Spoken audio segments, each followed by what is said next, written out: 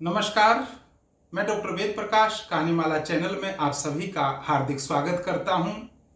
आज मैं एक ऐसे रचनाकार के विषय में बात करने जा रहा हूं जो समाज सेवक हैं, शिक्षक रहे, राजनीति में हैं और भारतवर्ष के पूर्व शिक्षा मंत्री रहे। यानी मैं बात कर रहा हूं डॉक्टर रमेश पोखरियाल निशंक की। विगत दिनों में डॉक्टर रमेश पोखरियाल निशंक के रचना संसार को लेकर जो रविवार्य पुस्तक वार्ता यानी उनकी रचनाओं को लेकर ऑनलाइन वेबिनार या गोष्ठी लगातार हुई, उस श्रृंखला को world book of record London में दर्ज किया गया। दिल्ली के साहित्य अकादमी में इस विषय को लेकर एक महत्वपूर्ण कार्यक्रम हुआ, जहां पर उसकी 50 श्रृंखलाओं को वर्ल्ड बुक ऑफ रिकॉर्ड में दर्ज किया गया। एक भव्य कार्यक्रम में यह सम्मान उन्हें दिया गया। अभी हाल ही में 16-17 अक्टूबर को ऋषिकेश के परमार्थ निकेतन में फिर एक कार्यक्रम हुआ, जिसमें उनकी इन ऑनलाइन रविवार्य साहित्यिक रचनाओं की जो श्रृंखला है, जो चर्चा है, उस श्रृंखला को अब 75 श्रृंखला पूरी होने पर पुनः सम्मानित किया गया। मेरा सौभाग्य रहा कि उस कार्यक्रम में मुझे भी सम्मिलित होने का अवसर मिला। किसी रचनाकार को देखने के अपने पैरामीटर्स हैं, अपने पैमाने हैं, लेकिन मुझे लगता है कि उस साहित्यकार का, उस रचनाकार का बड़ा पैमाना यह है कि हम उसकी रचनाओं को ठीक से पढ़ें, समझें, जिन परिस्थितियों में, जिस वातावरण को केंद्र में रखकर वो लिखी गई हैं, उनको समझें। आज कहानीमाला में आपके लिए एक ऐसी ही कहानी मैं लेकर आया हूं जो डॉक्टर निशंक के द्वारा रचित है। विपदा जीवित है। पर्वतीय क्षेत्र में जब हम पर्यटन के लिए जाते हैं तो हमें 2-4 दिन बहुत अच्छा लगता है, लेकिन उस पर्वतीय अंचल में रहने वाले लोगों की समस्याएं क्या हैं, उनका जीवन कितना कठिन है, इस बात को हमें जानना है। तो कुछ रचनाएं, कुछ साहित्यिक रचनाएं जो उस पर्वतीय क्षेत्र की हैं, उनको पढ़ना लाजमी है। तो आइए कहानीमाला में आज हम पढ़ते हैं डॉक्टर निशंक की लोकप्रिय कहानी विपदा जीवित है। खद्दर का मैला कुचैला सा कुर्ता, उसके ऊपर वास्कट, नीचे काले रंग की पैंट और बाहर से काली त्यूखी पहने हुए बड़ा मायूस सा चेहरा। उम्र यही कोई 35 वर्ष की लगभग, किंतु वेशभूषा वृद्धों जैसी। ठीक मेरी दाहिनी ओर बैठा था वह व्यक्ति, उसके बगल में बैठा था उसी की वेशभूषा का उसका साथी। बस में भारी भीड़ थी, कहीं भी पांव रखने की जगह न थी। मुझे खड़ा देख अपने साथी से सटकर बैठने को कहते हुए मुझसे बोला, ए बाबूजी बैठ जाओ। नहीं, आप लोग आराम से बैठ जाओ, कोई बात नहीं, मैंने औपचारिकतावश कहा। अरे नहीं बाबू, यह ठीक बात नहीं, आप बाहर से आए मेहमान हैं, हमको तो बस यहीं आगे तक जाना है, आपको तो दूर जाना होगा, उसने कहा। मैं उसका आग्रह नहीं टाल सका। 2 आदमियों की सीट थी, फिर भी मैं उसके बगल में बैठ गया। मेरे हाथ में सूटकेस था, उसे किसी तरह मैंने सीट के नीचे फंसा लिया। वे दोनों एकटक मुझे देख रहे थे, मानो उनके लिए मैं किसी अन्य ग्रह से आया हुआ प्राणी हूं। मुझे लगा कि वे मुझसे कुछ पूछना चाहते हैं, लेकिन पूछ नहीं पा रहे हैं। मैंने ही पहल की, कहां से आ रहे हैं? गैरसैंण से, उसने जवाब दिया। जाना कहां है? मैंने अगला सवाल किया। वकरोड़ा गांव। कितनी दूर है यहां से? अगले स्टेशन पर उतरना है, फिर 4 किलोमीटर पैदल चढ़ाई चढ़नी है। 4 किलोमीटर पैदल? मैंने आश्चर्य व्यक्त किया। हाँ, कोई ज्यादा नहीं है, उसने ऐसे कहा मानो 4 किलोमीटर की चढ़ाई 4 मीटर हो। ज्यादा नहीं है मतलब? मैंने फिर आश्चर्य किया। मतलब इतना तो हम रोज ही पैदल चलते हैं, घास लकड़ी के लिए या जानवरों को चराने के लिए, उसने स्पष्ट किया। मुझे विश्वास तो नहीं हो रहा था, किंतु वह सच बोल रहा था। गैरसैंण काफी पिछड़ा क्षेत्र है। अभी तक गांव में पूरे जीवनोपयोगी साधन नहीं पहुंच पाए हैं। सड़कें तो बहुत ही कम हैं।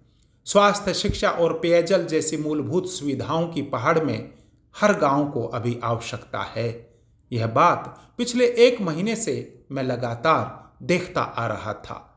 पौड़ी से एक अखबार निकालना शुरू किया था मैंने, और उसी के संदर्भ में पहाड़ के लगभग सभी जिलों में मुझे भ्रमण करना था।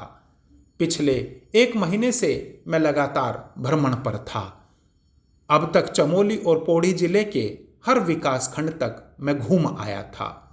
सारे कस्बों और बाजारों में घूमकर मैंने अखबार भेजने और समाचार संकलन की व्यवस्था पूरी कर ली। कल मैं गैरसैंण पहुंचा था और आज मुझे वापस पौड़ी लौटना था। मैंने बातों का क्रम पुनः आगे बढ़ाया।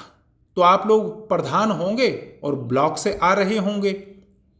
अजी नहीं बाबूजी, प्रधान ऐसे होते हैं क्या? हम तो गरीब लोग हैं, उसने उत्तर दिया। तो क्या करते हैं आप दोनों? खेती करते हैं। खेती में क्या क्या फसल होती है? मैंने फिर पूछा।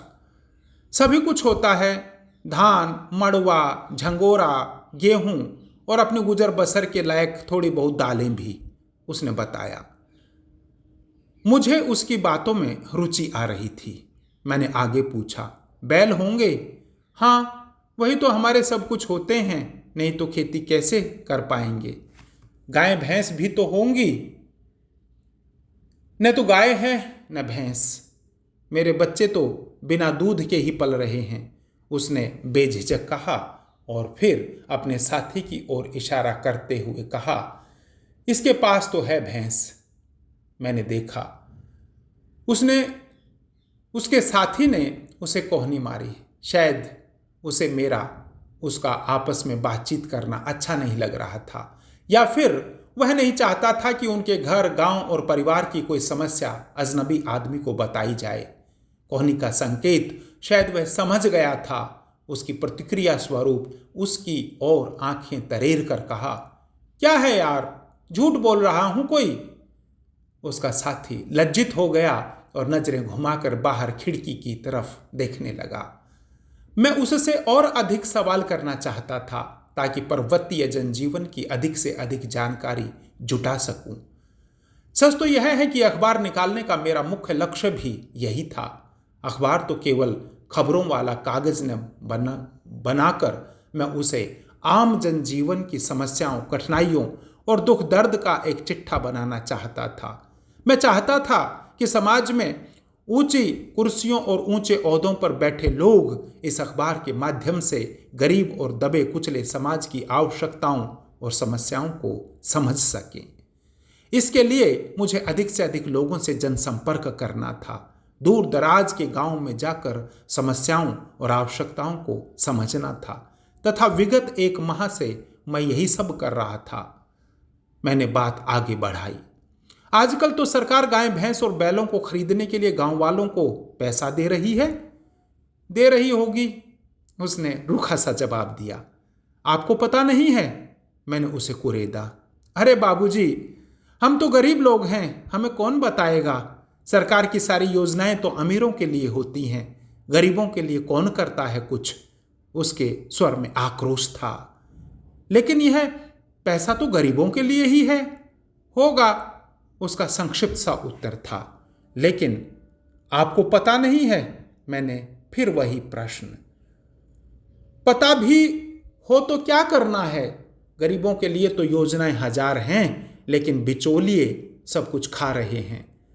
उन्हीं लोगों को पैसा देते हैं जिनके पास उनको देने के लिए कुछ होता है। हमारे पास तो बाबूजी एक भी पैसा नहीं है। खेती में कड़ी मेहनत और मजदूरी करने के बाद बड़ी मुश्किल से परिवार की रोजी रोटी चलती है। फिर किसी को पैसा कहाँ से देंगे? यदि उन्हें दे भी दिया तो बाल बच्चे भूखे नहीं मर जाएंगे। उसने अपनी पूरी पीड़ा व्यक्त कर दी। मैंने देखा उसके साथी ने इस बार फिर उसको कोहनी मारी। कोहनी ही नहीं मारी, बल्कि धीरे से गढ़वाली बोली में फुसफुसाया भी। क्यों रामायण सुना रहा है?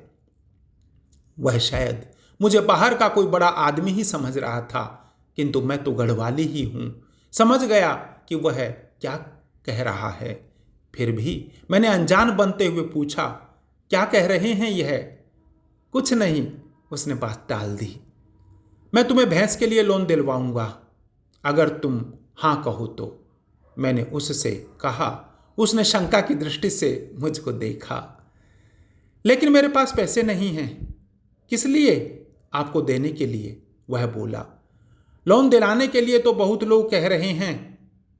आज हम गैरसैंण ब्लॉक से ही आ रहे हैं। लोन लेने ही गए थे, लेकिन सबको पहले पैसा चाहिए, सपाट स्वर में बोला था वह। अब सारी कहानी मेरे समझ में आ गई थी। वह शायद मुझको भी कोई दलाल या बिचौलिया समझ रहा था। मैंने उसकी पूरी पीड़ा और आक्रोश समझ लिया था। कल के अखबार के लिए मुझे अपनी लीड न्यूज़ मिल गई थी। मैंने तुरंत उसकी बात का खंडन किया। मुझे पैसा नहीं चाहिए और न तुम्हें ही किसी को पैसा देना पड़ेगा। बोलो। उसने आश्चर्य से मेरी तरफ देखा। हाँ या ना कहने के बजाय उसने पहली बार प्रश्न दाग दिया। आप कौन हैं? क्या करते हैं? मैं पत्रकार हूं। और मेरा उत्तर सुनकर उसके चेहरे पर एक चमक उभर आई। कंडक्टर ने सीटी बजाई। पाली वाले, जल्दी से उतर जाओ। वह खड़ा हो गया। साथ में उसका साथी भी उठ गया। उसने यकायक दोनों हाथों से मेरे दोनों हाथ थाम लिए और बोला, बाबूजी, आप मुझे लोन मत दिलाइए। मुझे नहीं चाहिए लोन, लेकिन हम गरीबों की कहानी आप अपने अखबार में अवश्य छाप दीजिए। छापेंगे न? वह बहुत भावुक हो गया था। मैंने उसे आश्वस्त किया, जरूर छापूंगा। पौड़ी जाकर पहला काम यही करूंगा। हम कुछ और बातें करते इससे पहले ही कंडक्टर गरजा, जल्दी उतरो। और वे दोनों उतर गए। जाते जाते मैंने उससे पूछा, तुम्हारा नाम क्या है? विपदा, उसने जाते जाते बताया। मैं खिड़की की तरफ बैठा था। बस चल पड़ी थी। मैंने पीछे की ओर मुड़कर देखा। दूर तक वह मुझे कातर नजरों से देखता रहा। तब से 20 वर्ष गुजर चुके हैं। मैंने रोज अपने अखबार में गरीबों और गांव की समस्याओं तथा आवश्यकताओं को अपनी पहली खबर बनाया। आज तक लगातार लिख रहा हूं। विपदा तब से आज तक पुनः मुझे नहीं मिला। वह अब जीवित होगा भी या नहीं मुझे नहीं मालूम, लेकिन मेरे हृदय में आज भी विपदा जीवित है, जो आज भी मुझे असहाय, बेबस व गरीबी का संत्रास झेल रहे विपदा जैसे हजारों हजार मानस जाति के लिए कुछ न कुछ कर गुजरने का संकल्प प्रदान करते हुए सदा प्रेरित करता रहता है। धन्यवाद। आशा करता हूँ मानवीय अनुभूतियों की गहन विपदा की यह कहानी आपको पसंद आई होगी। विपदा जीवित है। आप कहानीमाला के साथ जुड़े रहिए। कहानीमाला को सब्सक्राइब कीजिए, अन्य साथियों के साथ साझा कीजिए। इसमें कहानियाँ हमारी और आपकी ही हैं। नमस्कार।